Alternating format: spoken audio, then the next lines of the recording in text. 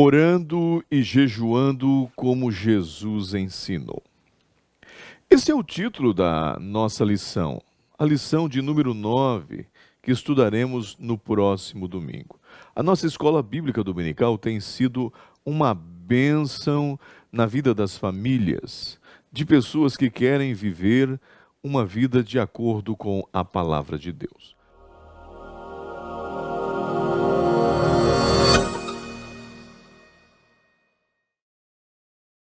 A paz do Senhor, eu sou o pastor Emílio Enklein e estamos aqui para mais uma pré-aula da nossa escola bíblica dominical. Como já falamos, a lição de número 9 é a lição que tem o seguinte tema: orando e jejuando como Jesus ensinou. O texto áureo. Disse o Espírito Santo: apartai-me a Barnabé e a Saulo para a obra que os tenho chamado. Então, jejuando e orando, e pondo sobre eles as mãos, os despediram. Essa passagem está registrada em Atos, capítulo 13, o versículo 2 e o 3. Uma passagem muito interessante, muito aplicado em reuniões missionárias, em conferências missionárias. Por quê? Porque a igreja de Antioquia da Síria era uma igreja que praticava o jejum e a oração. Consequência disso, tinham a direção do Espírito Santo. Isso é muito lindo na vida da igreja. A verdade prática inserida em nossa lição, a oração e o jejum são disciplinas espirituais que potencializam sensivelmente a vida piedosa do crente. Com certeza, tanto o jejum quanto a oração deixam o crente mais sensível às revelações de Deus. Leva-o para mais perto de Deus. A nossa leitura bíblica em classe, que está registrado em Mateus, no 6, capítulo 6, dos 5 ao 18. Uma leitura bíblica um pouquinho mais extensa, dá para os alunos participarem. E nós temos, então, o plano de aula para o professor, mas vamos entrar na nossa introdução. Aqui diz o seguinte: nesta lição aprenderemos cerca da oração. Vamos falar acerca desse ato tão maravilhoso, conforme ensinada por Jesus Cristo, bem como as lições espirituais do jejum também. O destaque do Mestre Divino é que nesse nível de comunhão pessoal não podemos em momento algum ser seduzidos pelo pecado, o qual não nos acompanha apenas quando buscamos ser reconhecidos pelos outros, mas quando nós queremos ter uma vida espiritual melhor, o pecado sempre vem para nos derrubar. Lá em Mateus capítulo 6, e o versículo 5 e o 18, ele nos alerta a não cairmos na tentação da natureza pecaminosa, porque mesmo sozinho podemos pecar. Com as orações e jejuns, corremos o risco de até nessas ações ser hipócritas. Então observe uma coisa. Na lição passada, nós estudamos o perigo de ser hipócritas dando esmola. O perigo de querer ostentação entregando alguma coisa ao pobre. Nesta lição, nós iremos aprender a orar da maneira certa e ter a postura da maneira certa. Por quê? Porque mesmo orando e jejuando, nós podemos ser hipócritas. Olha como é sério o assunto. Se dar ofertas era um motivo para ostentação, orar e jejuar em público para os escribas e fariseus também era. Mas Jesus vai nos ensinar a orar da maneira certa e não praticar orações de maneira errada. Subsídios para o tópico de número 1. O tópico de número 1 diz o seguinte: a oração é um diálogo com o Pai. Seu tópicos, ou seus pontos, melhor dizendo, a natureza da oração. Qual é a natureza da oração? Aí nós vamos encontrar também como os homens de Deus viviam a oração e a maneira correta de orar. A natureza da oração. Podemos dizer que a oração é um diálogo da alma com Deus. Falando da natureza ou da essência da oração, vamos atentar para que as palavras do teólogo Charles Hodge. O que ele diz? A oração é uma conversa da alma com Deus. Nela manifestamos ou expressamos diariamente nossos sentimentos diante do Senhor, nosso amor por sua divina perfeição, nossa gratidão por todas as suas mercês, nossa penitência por nossos pecados, nossa esperança em seu amor perdoador, nossa submissão em sua autoridade, nossa confiança em seus cuidados, nossos anelos pelos seus favores e pelas bênçãos prometidas, bênçãos providenciais e espirituais que são indispensáveis para nós e para os outros. Quando falamos da oração, no seu sentido de submissão, estamos dizendo que a alma do orante coloca-se em total e plena dependência divina. Colocamos de lado as nossas capacidades, a nossa limitação, nossa inteligência e nos derramamos perante Deus, cientes de que somente dele vem o livramento. Somente dele vem a vitória. Quando nos entregamos totalmente ao Pai em oração, a vitória é certa. Foi o que fez, foi assim que procedeu Josafá. Lembra da história de Josafá? Temendo os adversários, ele foi sincero e se rendeu diante do Senhor, dizendo: Ah, nosso Deus, acaso não executarás tu o teu julgamento contra eles? Porque em nós não há força para resistirmos a esta grande multidão que vem contra nós. E não sabemos o que fazer. Em nós não há forças, porém os nossos olhos estão postos em ti. Que oração tremenda!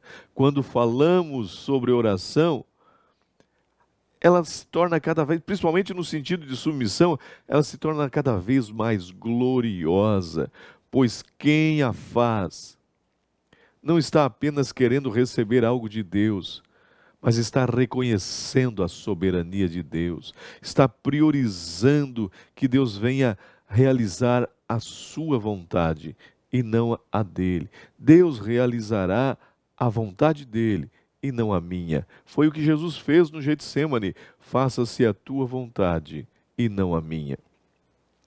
O ponto 2 diz o seguinte: como os homens de Deus viam ou viviam e viam a oração. Como é que eles encaravam isso e praticavam? Não precisamos recorrer às obras clássicas cristãs para encontrarmos homens de oração que viveram em oração. Não vamos desprezar, claro, jamais vamos desprezar livros clássicos como Heróis da Fé, que Orlando Boyer escreveu, e outros, O Homem que Orava, clássicos maravilhosos. Mas a Bíblia fala de tudo isso. A Bíblia vai mostrar sobre homens que tiveram vida de oração. Quando uma pessoa aparece nas páginas das Sagradas Escrituras colocando-se em oração, independentemente do motivo, olha só, revelava uma plena confiança em Deus, uma certeza de que a resposta era certa, porque o Senhor sempre se interessou pelos seus filhos, nunca desprezou. A maneira certa de orar, podemos dizer. Qual é a maneira? O ponto 3 diz.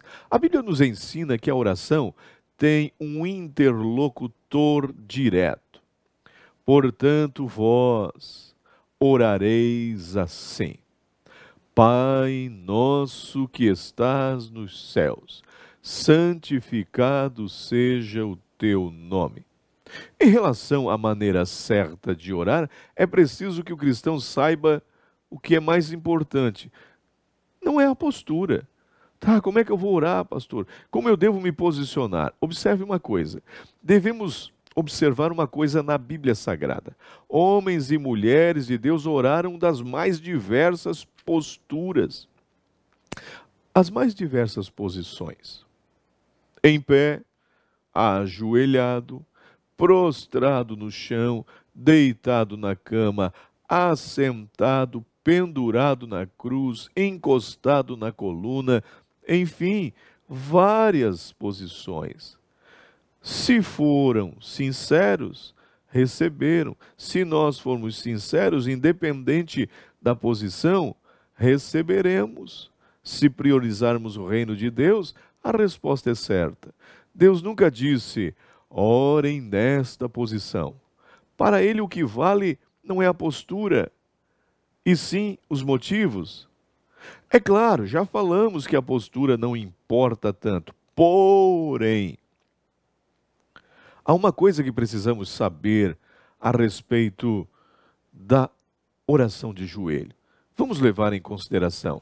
A oração de joelho representa duas atitudes, pelo menos: humildade e entrega absoluta a Deus, isso é, rendição total.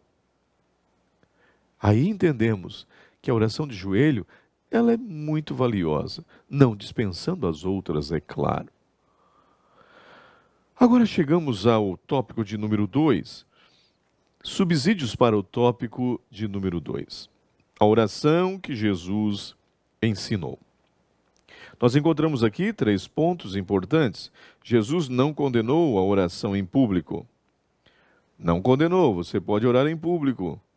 Só tem que saber a motivação. Jesus quer que sejamos discretos. E o terceiro, não useis de vãs repetições das orações. Jesus não condenou a oração em público. Há uma determinada igreja, uma denominação, que se você pedir uma oração em público, eles não fazem, porque entendem que não podem fazer. Jesus não proibiu. O texto bíblico em estudo é claro em dizer: Jesus não condenou a oração pública. Não condenou, visto que, pelo aspecto bíblico, ela é aceitável e recomendada.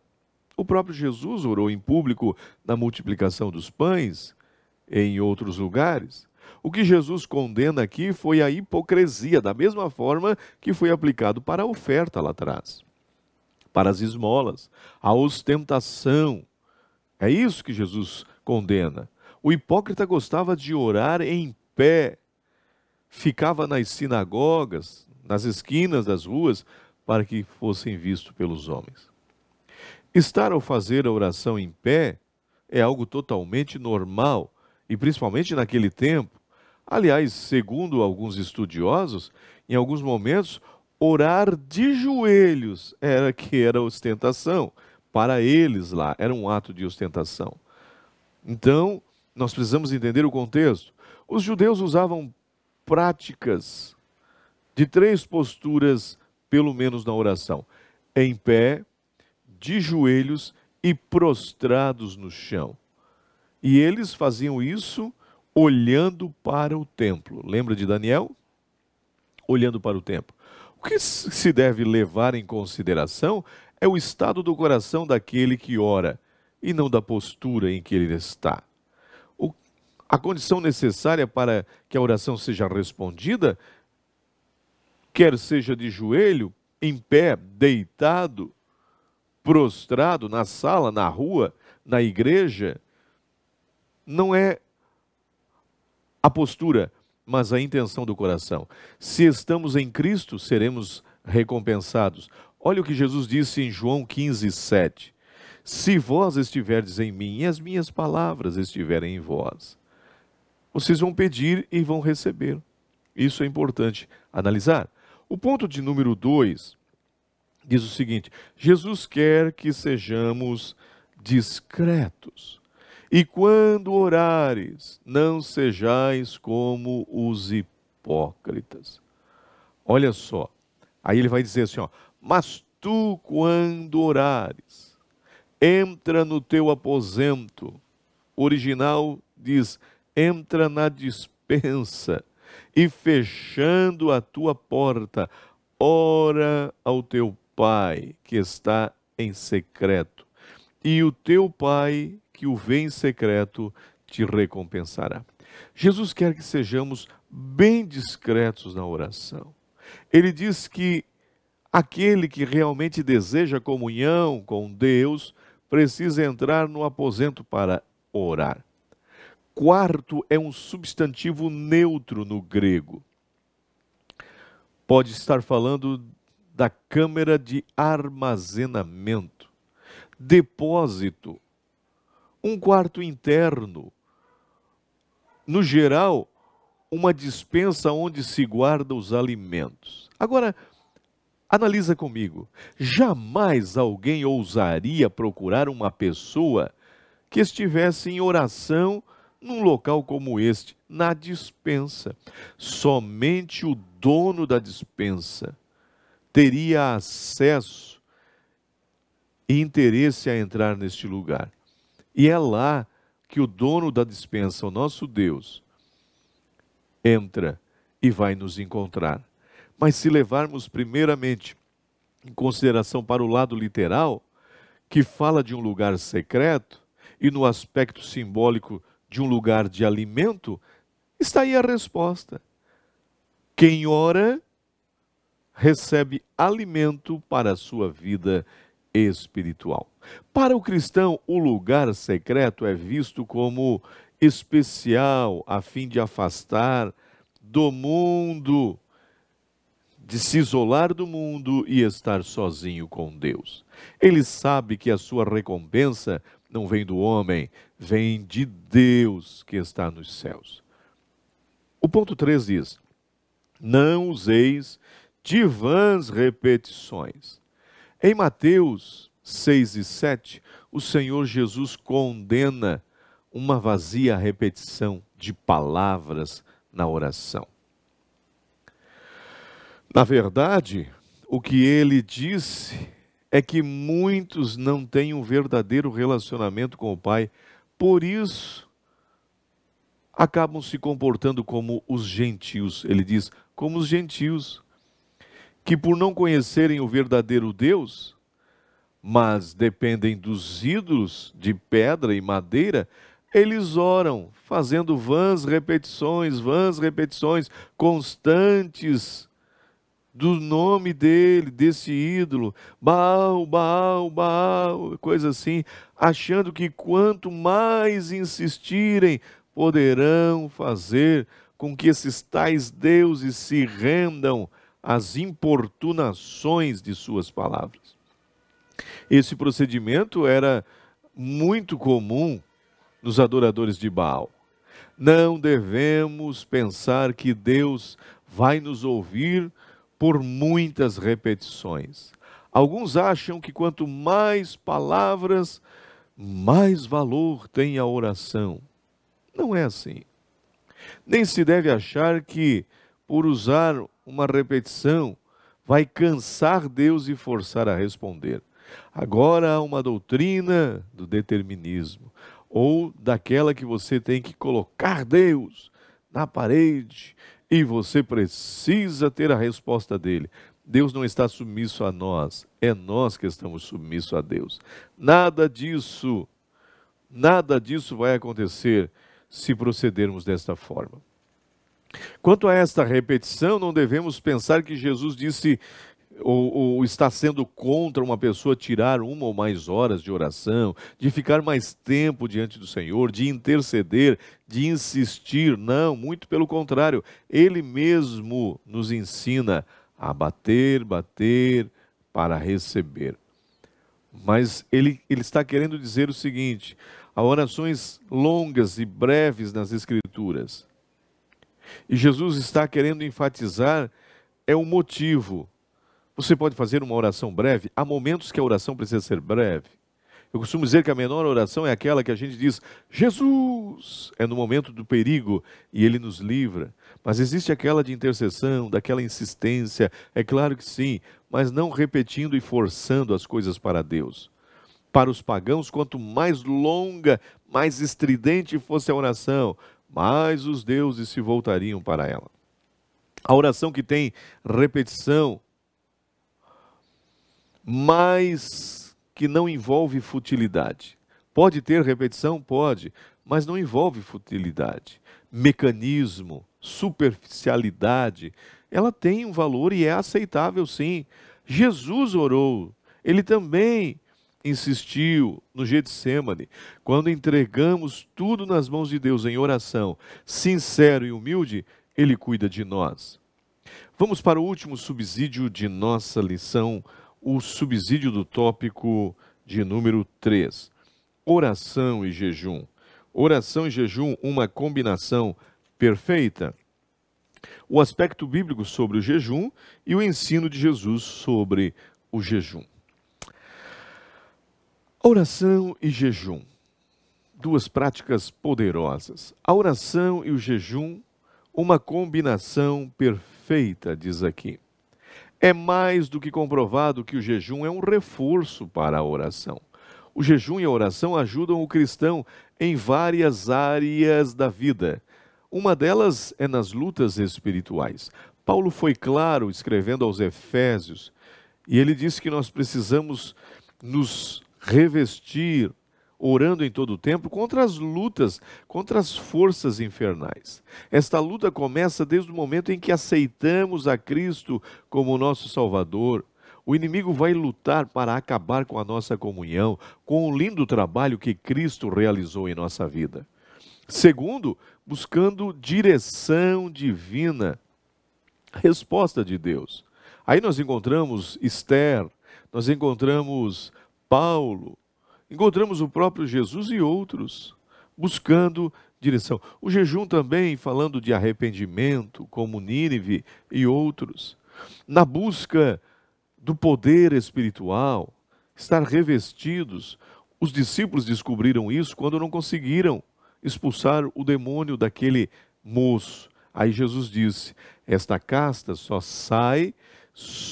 pode sair através da oração e do jejum.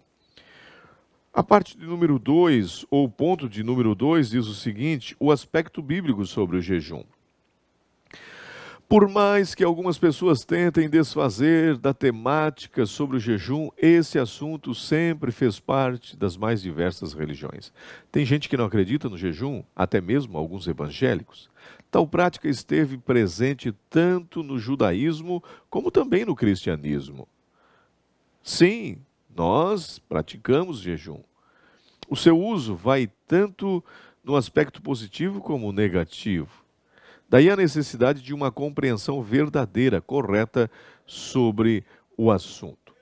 Nesta caracterização geral do jejum, sua prática aplica-se aos mais diversos usos. Observe uma coisa: algumas religiões praticam o jejum na intenção de se comunicar com os espíritos. Não tem apoio bíblico, mas eu estou citando aqui. Outros porque querem ser instrumento dos deuses, falando no paganismo. Outros procuram jejuar para passar por umas experiências mais profundas no mundo sobrenatural. Outros jejuam como forma de quebrantamento, de arrependimento, de lamento. Outros jejuam para exibir a sua religiosidade. À luz da Bíblia, podemos analisar o quanto este assunto é importante, foi e é importante. Todos aqueles que desejam estar bem mais perto de Deus e desenvolver uma comunhão maior, mais íntima, gostaram de jejuar, queriam jejuar. E não é diferente nos dias atuais. O jejum é bíblico. A sua prática recomendável, quando o propósito é totalmente espiritual. Pratique o jejum. Vale a pena jejuar. Buscar uma vida mais íntima com Deus. Quando ele é feito com base na palavra de Deus, torna-se algo importante para a vida espiritual. Não podemos negar a importância do jejum aliado à oração. É muito importante, é fundamental. Os dois são importantes para a vida da igreja e do crente também, em particular. O último tópico de nossa lição, ou o último ponto de nossa lição, melhor, o ensino de jejum de Jesus sobre o jejum. Jesus vai ensinar, Jesus não somente falou sobre o jejum, ele praticou também. O seu ensino não estava sendo contra o ato de jejuar. Pelo contrário, ele combatia atitudes, comportamentos errados dos legalistas na forma de se expressar em seu tempo. Isso era muito importante. Ao praticar o jejum, muitos judeus faziam na intenção de simplesmente obterem reconhecimento por parte dos homens. Uma expressão do tipo: "Oh, ele está jejuando. Oh, como ele jejua", para receberem aplausos dele, para que seus objetivos fossem alcançados. Isso é totalmente errado.